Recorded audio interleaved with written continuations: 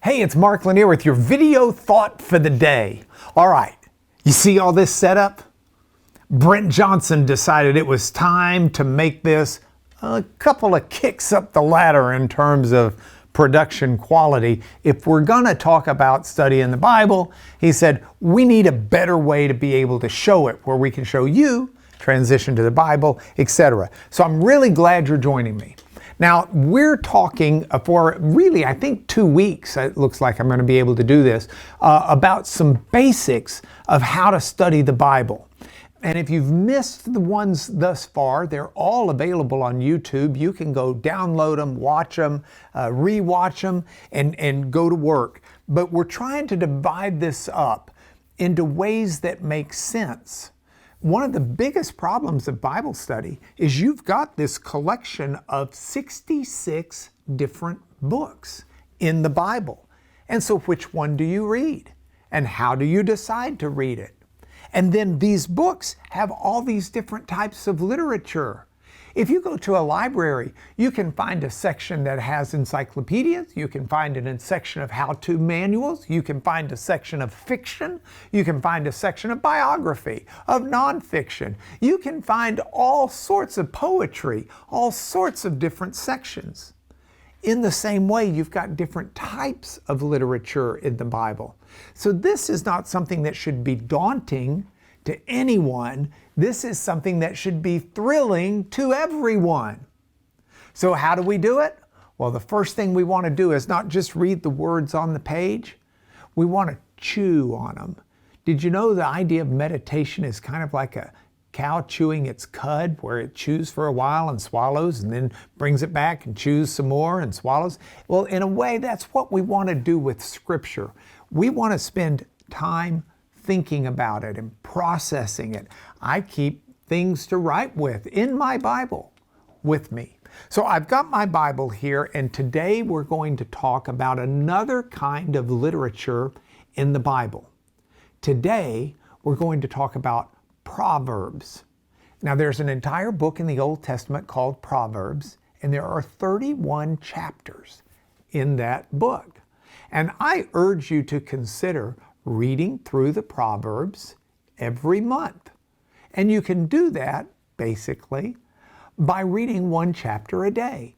So if today is the February 2nd, read Proverbs chapter 2. If tomorrow's February 3rd, read Proverbs chapter 3. You do that, basically, you'll read through the whole book each month. Now, beyond that, what do we need to know about Proverbs? Well, I've got my Bible open here, and I've got it open to Proverbs. You can see it's got the big title right across the top of the page in my Bible. I'm using my English Bible. It's the English Standard Version, but any Bible you can read is a good Bible to read. So let's start here at the very beginning, the very first verse, and look at it together and see how this is going to help us practically. It says, "The Proverbs of Solomon, son of David, king of Israel." Now, that's an important thing. You may be thinking, well, I'm not quite sure what's meant by a Hebrew proverb. It translates the Hebrew word mashal. And a Hebrew proverb is not that different than a proverb that you and I have. A proverb is not an absolute 2 + 2 = 4. It equals it today, it equaled it yesterday, it'll equal it tomorrow. You can take it, it says it, you can go to the bank, it will always be true. That's not a proverb. A proverb is a carefully crafted saying that will help us with life. It's a general rule, if you will, but not an absolute, it's always going to be this way. And that's one place where a lot of people stub their mental toe when they're reading the Proverbs. But it's important that we read them, because if you look, it says, if you want to know wisdom, it says, if you want to know instruction, if you want to understand words of insight and receive instruction in wise dealing, in righteousness, how we live, in justice, in equity. Boy, those are important to me because I'm a lawyer.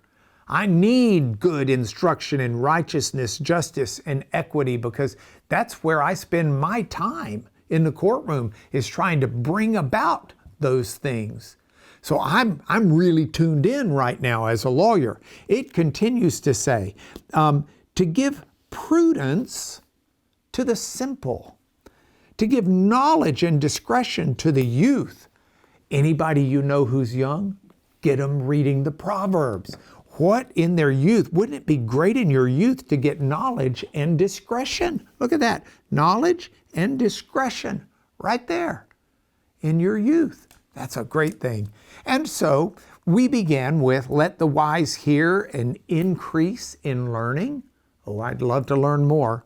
Let the one who understands obtain guidance. A lot of people want to know how to live their life. Read the Proverbs.